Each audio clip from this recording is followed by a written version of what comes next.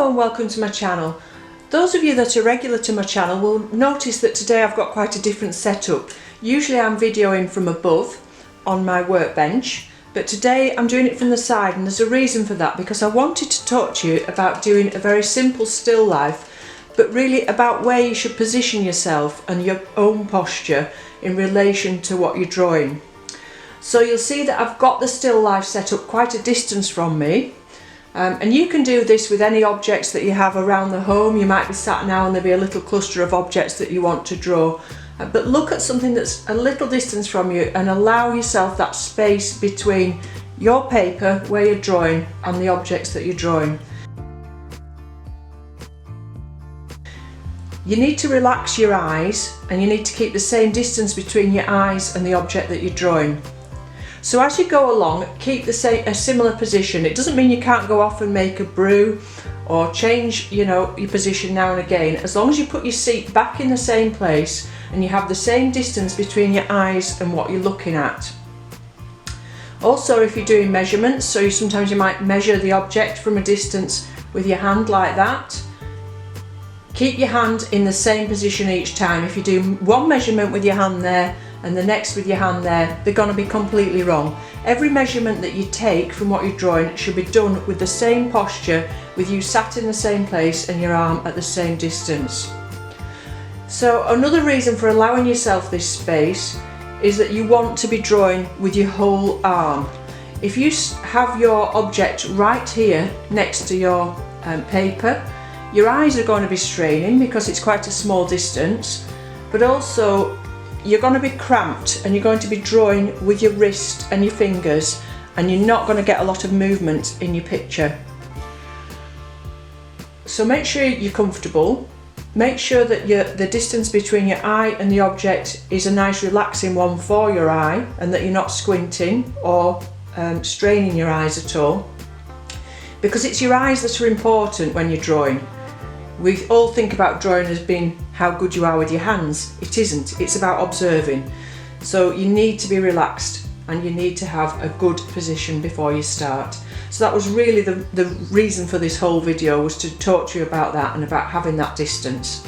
You'll also notice that I've put the objects that I've got there in the dish. I've just got 1 tomato and 2 lots of garlic in there. So don't overcomplicate your little setting that you're doing. But you'll notice that I've put it on a white sheet of paper. That means that the shadows underneath show up, but it also means you haven't got that complicated pattern of the table underneath to draw. So you might want to use a white tablecloth or something similar underneath what you're drawing when you're a beginner and you want to keep it simple. As you go along, you might make your subjects more complex. If you're a complete beginner, I would recommend just doing one item. So just put yourself an apple or a tomato or something like a pepper on a white sheet of paper, sit at a comfortable distance and spend a few hours really observing what you're drawing. As you go along, you can add to the objects and make it bigger. Like I say, I've got the dish and three things in there.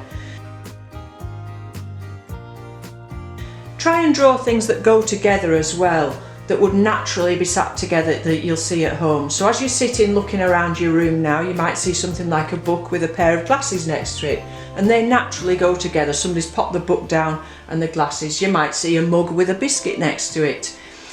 There are items in a still life that will naturally go together, and that as a beginner you should perhaps start with those kind of things. As you go along, you might want to become more complex and you might want to make your own narrative, so you might put things together that wouldn't ordinarily go together. But to begin with, keep it simple. Start with an apple. An apple's a good one to start with. So I'm not going to go through the whole drawing process, but I did want to talk to you about the difference between a linear drawing and a tonal study. So when we talk about a linear drawing, it's quite obvious we're talking about drawing lines and setting off and doing the work in a very detailed and linear way. When we're talking about a tonal study, we're talking about looking for where the lights and darks are and getting the shades in, and all those in between the darkest and the lightest areas, all those varieties of tones. So most people tend to do a combination. Some people work just linear, some people work just tonally, but most people you're going to be doing a combination of those things. So with something like this, I would begin, and I would do it nice and big as well. You can see I've got a nice big sheet of paper here, and I would begin with getting the shape of the bowl in.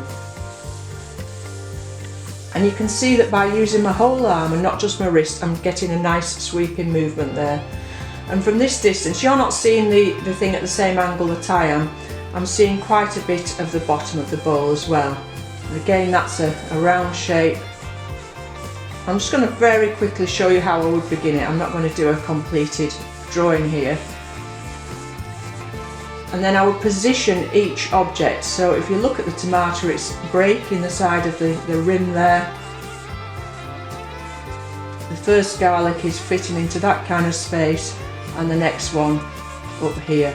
So look at how far above the rim of the dish they're going. I've got that wrong.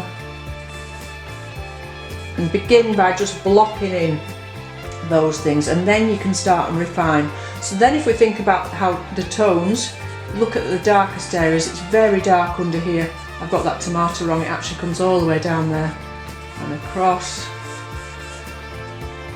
So as you go along you can change things, start and put the shapes of the garlic in there and get the more complicated shapes of those papery edges to the garlic. But this is going to take a lot of time, it's not something I can do in 5 minutes, it's going to take you a few hours to sit and build up and build up. So build up the tones by looking at where the darkest areas are, and build up the shapes with your line drawing as well. So you can get those nice edges to the tomato stems there that are going to make it look more like a tomato. And then you could snap your charcoal, use a smaller piece to start and put some of those tones in, and look where the light's hitting. And you're not just going to have one light source, you're going to have several light sources. So you're going to have a lot of shadows going in all different directions that you're going to start and build up as you go along.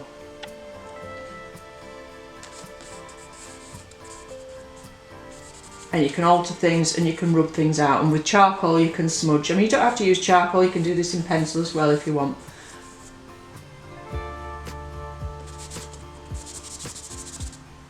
And it's all going to take time. Now this dish is white, but actually there's an awful lot of shadow on there, and very few areas of this dish actually look white. You can use an eraser with your charcoal, and you can also come back on top with chalk as well if you like. And just carry on building up, looking at the dark where it's darkest and looking where it's lightest, and starting to draw some of those intricate patterns that we can see in that garlic there. Okay, so I won't carry on that, but I've just wanted to let you know about the posture, about relaxing your eye, getting that distance between you and the subject that you're drawing, and you'll get a much freer drawing by using your whole arm, and a much more interesting drawing. And use a combination of both line and tone to build it up, and just keep building it up, keep rubbing out the lines that are wrong and reinforcing the lines that are right. Okay, so I hope you found that useful. Any little objects you've got around, do have a go. Like I say, it doesn't have to be charcoal, you can do it with pencil, but just keep looking with your eye, keep relying on your eye and not what your imagination sees there. I've got this wrong if I'm looking now, so again you can just keep going, keep altering things, and nobody's going to see this. It's a little study, it's a practice, so really don't worry about how accurate you are, just enjoy the process.